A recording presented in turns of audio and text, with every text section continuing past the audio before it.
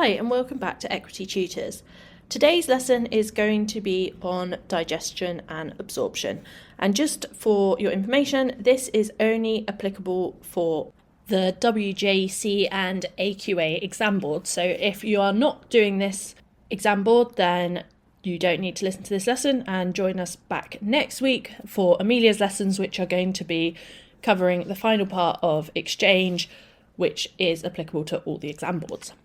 Right, so today's lesson is, as I said, on digestion and absorption. So digestion and absorption are really key concepts in exchange, and I'm going to first go into exactly what digestion and absorption are, and then we're going to cover the different aspects of that, the anatomy of the human body, which are involved in digestion and absorption, and we're also going to cover some enzymes and things like that that are involved in digestion and absorption.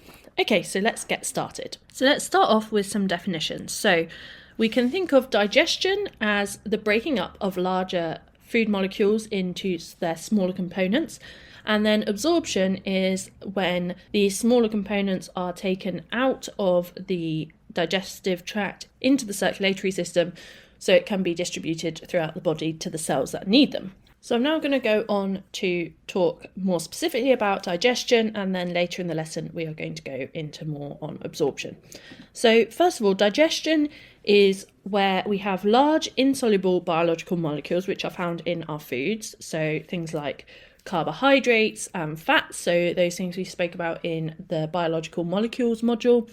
And during digestion, these are broken into smaller molecules that are soluble so that they can be absorbed into the bloodstream and they can travel across the cell membranes into cells within the body. So some molecules that are really important are glucose and amino acids. So these are used to provide cells with energy via respiration, and also to build cells and help repair tissue. So that's what amino acids can be used for. And then we also have lipids, which can be used for energy and also for insulation, as we've spoken about in some previous modules. Something that is really essential for the process of digestion is enzymes. So if you remember from our biological molecules lessons, we spoke about enzymes a bit there and how they can help catalyse hydrolysis of larger molecules. So proteins can be hydrolyzed into amino acids, carbohydrates can be hydrolyzed into simple sugars, and lipids can be hydrolyzed into glycerol and fatty acids. So if this sounds all very confusing, make sure you do go back to the first biological molecules lesson to try and understand this. So we're now going to go through the digestive tract in humans. So there's several parts of the human digestive system, and you should be quite familiar with this as you are a human. So we have, starting from top to bottom, we have the mouth, the stomach, the small intestine, the large intestine, and then we also have undigested food, which is stored in the rectum and then expelled through the anus. So we're going to now go into a bit on exactly what happens at each of these stages of the digestive tract and what their function is. So let's go into a bit more detail on each of these structures. So we'll start with the mouth, and we all have a mouth. So the mouth contains teeth, and this is the first step in digestion. So the first step is us manually breaking up food, which increases its surface area to volume ratio. Again, like I said, we always come back to surface area to volume ratio. So when we chew food, we break it up into smaller pieces. Each piece then has a larger surface area to volume ratio, which allows digestion to happen faster. At this stage, carbohydrate digestion also begins, and this is done by enzymes. So we're going to talk a bit more about enzymes later in the lesson, but just to begin with, we need to remember that the things that help with digestion in our mouth are salivary glands, which help release saliva and different enzymes to aid in digestion that starts in the mouth. So following on from this, the food will then travel down the esophagus, and the esophagus is a hollow tube in your throat, and this is where the food is going to move from your mouth to your stomach. This is helped by contractions that happen in the wall of the esophagus to help move food down towards the stomach. So the next part is the stomach, and I think most of us know that the stomach contains stomach acid. Within the stomach, this is where digestion of the proteins really starts, and there are some tissues and glands around the stomach which produce enzymes and the stomach acid. So there's the pancreas, which produces digestive enzymes, and the liver, which produces bile. So this all helps in the digestion. So within the stomach, there are muscles that help to churn the food, and this helps mix the bits of food with enzymes and acid. And the acid, as we learn in biological molecules module, the acid helps to undo the tertiary structure of the protein. And the lower pH is also a way to kill a lot of bacteria and other microorganisms that may be present in the food. So once this churning is done in the stomach, food will then move on into the small intestine. And this can be divided up into 3 sections. So you have the duodenum, the jejunum, and the ileum. So they sound very similar. Do try to remember these, but if it's really not coming to you, you can just describe them as the beginning, middle, or end of the small intestine. So once the food has entered into the small intestine, it's moved along the lumen of the small intestine, so that means the hollow hole in the middle of the tube, by smooth muscle which surrounds the small intestine, and it moves it along due to the rhythmic contractions which are called peristalsis. So in the small intestine, carbohydrates, proteins and lipids all begin to be digested. So as I said before, carbohydrate digestion does start in the mouth, and protein digestion starts in the stomach, but in the small intestine is where the lipid digestion starts, and it's also the main site of digestion for all of these 3 biological molecules. Digestion mainly occurs in the duodenum, so that's the first bit of the small intestines, and this is done by enzymes which are produced in the pancreas and also in the small intestine itself. And in the small intestine is where things really start to move into the blood. So soluble molecules that have been hydrolyzed from the larger molecules will start to move across the wall of the small intestine into the bloodstream. And this mainly happens in the latter 2 parts of the small intestine, so in the jejunum and in the ileum. And this happens via diffusion and active transport, but we are going to go over that a bit more later in the lesson. The important thing to know about the last part of the small intestine, which is the ileum, is that it has a lot of these finger-like projections, which are like villi. So if you think about the cell structures module, you'll remember what villi are. And this, again, increases the surface area to allow for maximum absorption. Water absorption does also occur in the small intestine, but the next part of the digestive system, the large intestine, is where most of the water and any vitamins and minerals is absorbed, and then any undigested food is then stored in the rectum and then removed through the anus. So we can go over this one more time briefly. So digestion of carbohydrates starts in the mouth, and this is where things are mechanically broken up. They then travel down the esophagus. They enter the stomach, where protein digestion starts, and this contains acid, which starts to denature proteins, and also contains muscles, which helps churn the food up. Then enters into the small intestine, specifically into the duodenum, and it's here where enzymes start to break up the food more. They then move into the latter parts of the small intestine, so the jejunum and the ileum, and it's in these parts that they start to be absorbed into the bloodstream. And then finally, anything else moves into the large intestine, which is where most of the water reabsorption takes place. And any undigested food then moves out to the rectum and then out through the anus.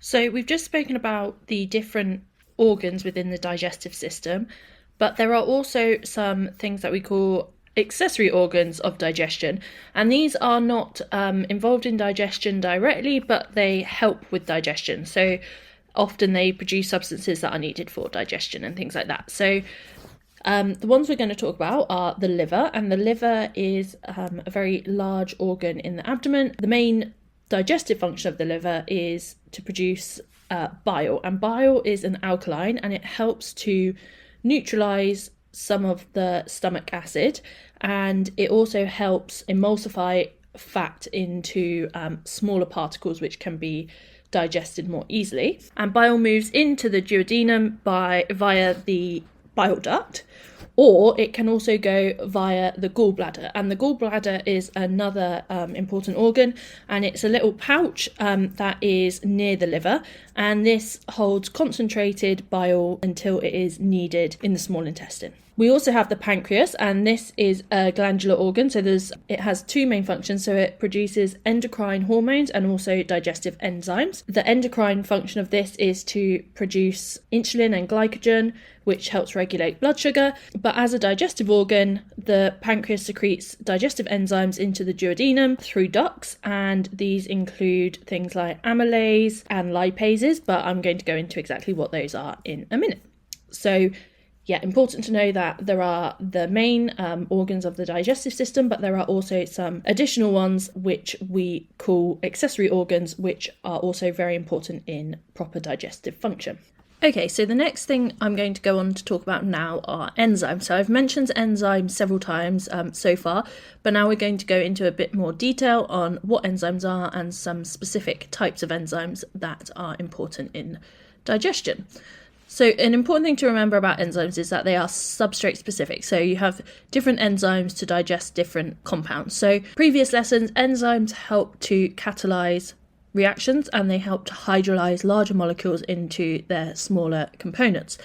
So there are three major types of digestive enzymes. So there are carbohydrases, which break down carbohydrates, proteases, which break down proteins, and lipases, which break down lipids.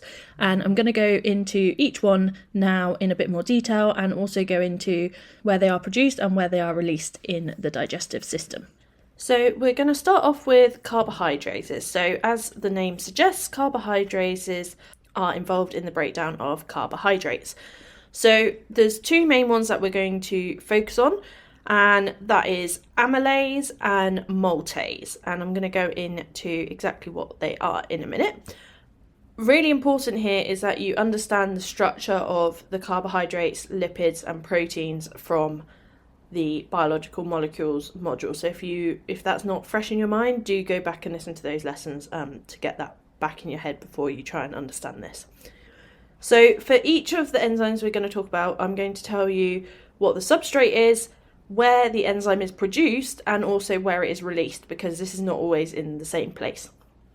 So if we're talking about carbohydrases, the first one we're going to look at is amylase. So amylase is an enzyme that breaks down carbohydrates, and it's produced in the salivary glands and the pancreas, and it is released into the mouth and into the small intestine.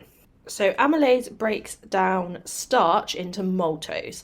So if you remember, when we break down things into their constituents, we call that hydrolysis. So amylase hydrolyzes starch into maltose. And then following on from this, maltose can then be hydrolyzed into glucose by maltase. So what you'll realise with the enzymes is that when they normally ended in A's, and they say what is being broken down. So maltase breaks down maltose. So I already said that amylase is produced in the salivary glands and the pancreas, but maltase is produced and released in the small intestine. And the important difference with maltase is that it is actually membrane bound. So maltase actually sits on the lipid bilayer, and what happens is maltose molecules move towards the maltase, they then get split up into glucose, and then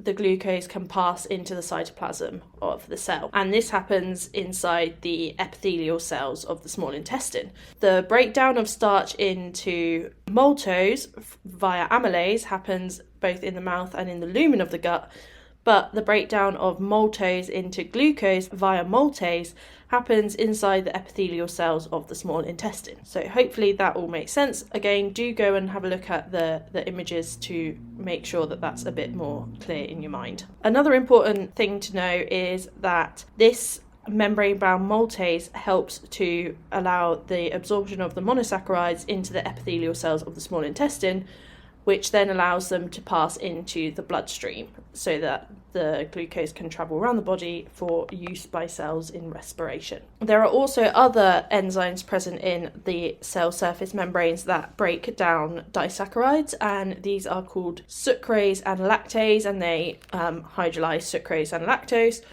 but you don't need to know as much detail on those. Okay, so the next thing I'm going to go over is the digestion of proteins by proteases. As we said earlier, protein digestion begins in the lumen of the stomach and continues in the small intestine. So I'm going to start off by talking about what happens in the stomach. So in the stomach, the enzyme involved in the breakdown of the proteins are called endopeptidases. So that's endo. And these hydrolyze the peptide bonds within the proteins, and this breaks down the protein into smaller molecules. So this enzyme is secreted by the stomach along with hydrochloric acid. So as I've just said, the stomach does have a very acidic pH. So as the contents of the stomach move into the small intestine, fluid is released from the pancreas to help neutralize the acid and to increase the pH, and this is called pancreatic juice, and this also contains two things called endopeptidases and exopeptidases. So endopeptidases are what we also saw in the stomach, and these hydrolyze the peptide bonds within the polypeptide chain, so this produces dipeptides, and dipeptides can also be formed by exopeptidases, which break down the peptide bonds at the ends of the polypeptide chains. So endo means inside, so they break down the bonds within the polypeptide chain, and exo, so exo means outside, so these break down the peptide bonds at the ends of the peptide chain. There are also these things called dipeptidases, and these are found again within the cell surface membrane of the epithelial cells in the small intestine. And these can break down the dipeptides into their constituent amino acids, which can then move into the cytoplasm of the cell. So I'm just going to go through this again very quickly. So we have proteins, and these are broken down by endopeptidases into polypeptides. Polypeptides are then broken down by exopeptidases into dipeptides. And then the dipeptides are broken down by dipeptidases into amino acids. And this final bit happens, the dipeptidases action happens on the cell surface membrane of epithelial cells. But the action of the endo and the exopeptidases happens in the lumen of the gut or in the stomach. Okay, now finally we're going to go on to lipases, and these are used for the breakdown of lipids. So again, make sure you go and have a look at the biological molecules module so that you really understand the components of these biological molecules. So we can split the breakdown of lipids into two processes. First, we have emulsification, and then we have the digestion. So emulsification is what occurs to the lipids prior to digestion. And this starts in the stomach, where the solid lipids are turned into a liquid that is made up of fat droplets. So these fat droplets then move into the small intestine, and as we went over earlier, bile, which has been secreted by the liver, is also introduced into the small intestine, and the bile salts contained within the bile help to bind to the fatty liquid that has been produced in the stomach, and it breaks down the fat droplets into even smaller droplets, and this is called emulsification. And this really helps to increase the surface area of the fat so that there is more surface area for the action of the digestive enzymes to act on. So as we said earlier, the digestion of the lipids actually takes place in the small intestine, and lipases break down the lipids into glycerol and fatty acids. And like I said earlier, I will say where these enzymes are produced and released. So for the lipases, these are produced in the pancreas and they are released in the small intestine. And the bile, which helps with the emulsification, is produced by the liver, stored in the gallbladder, and then released into the small intestine. Okay, so that is everything for the enzyme section, and now we're going to go on to absorption. So we've covered what digestion is, which is the breakdown of the larger biological molecules, and then absorption is the uptake of these smaller molecules into the cells within the body that need them.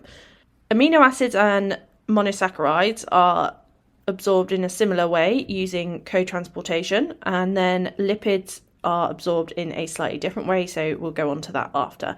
So again, make sure you've gone over the previous lessons, because I went over exactly what co-transportation and facilitated diffusion and everything were in the first lesson of the exchange module. So if you need to, go back and check that before you go through this, so that this really makes a lot of sense.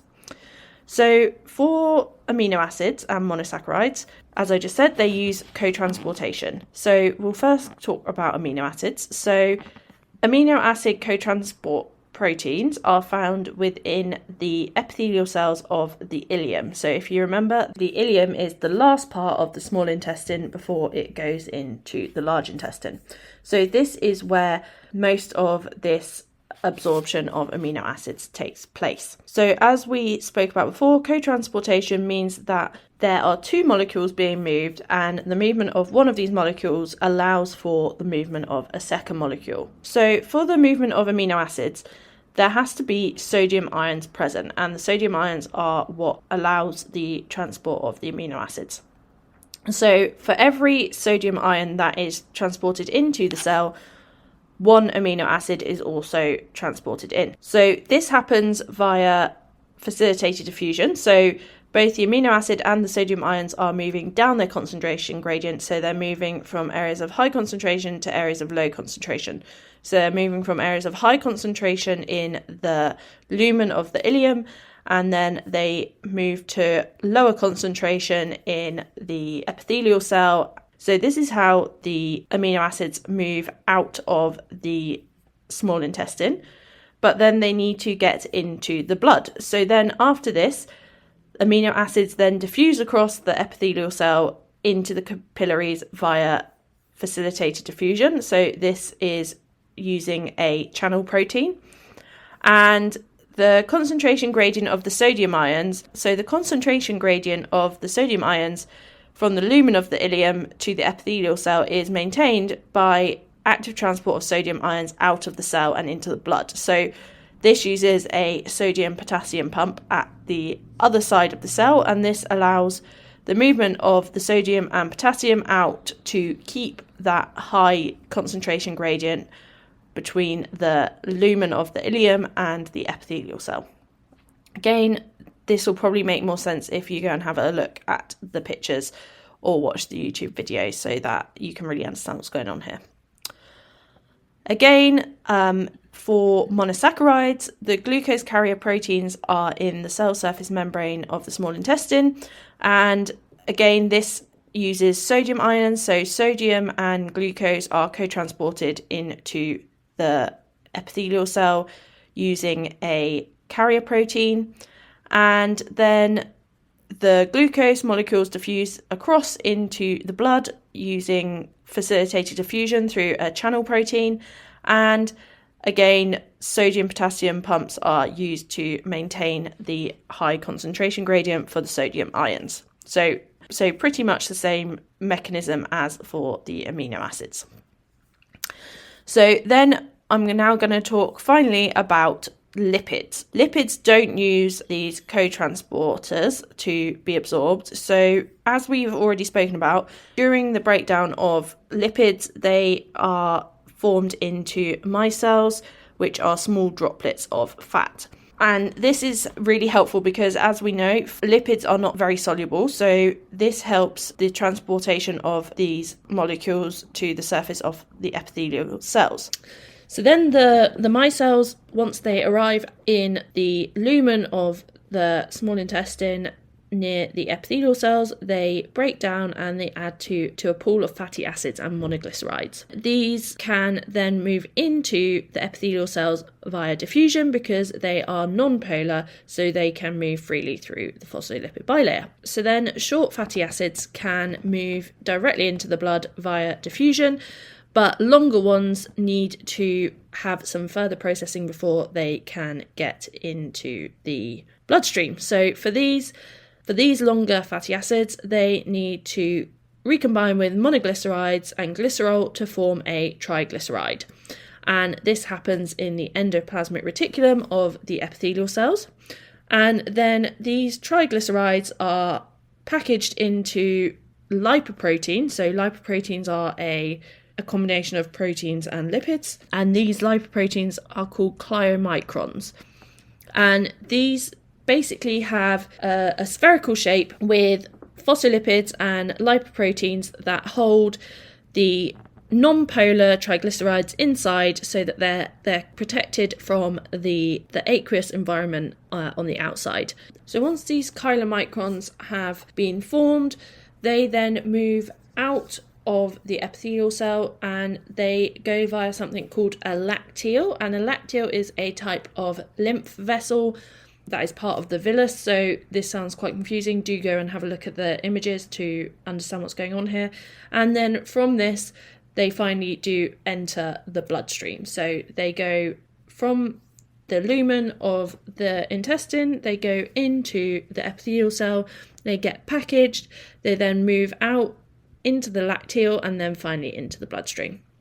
So that is everything for today. We have covered digestion and absorption, and there was quite a lot of detail, so please do go back, listen again, and go over any bits that don't make sense. Again, as always, if you do have any questions, please do let us know. Thank you so much for listening. Remember, you can access additional content on our Patreon page by searching for Equity Tutors, where we have a second 30-minute lesson every week, plus monthly bonus content.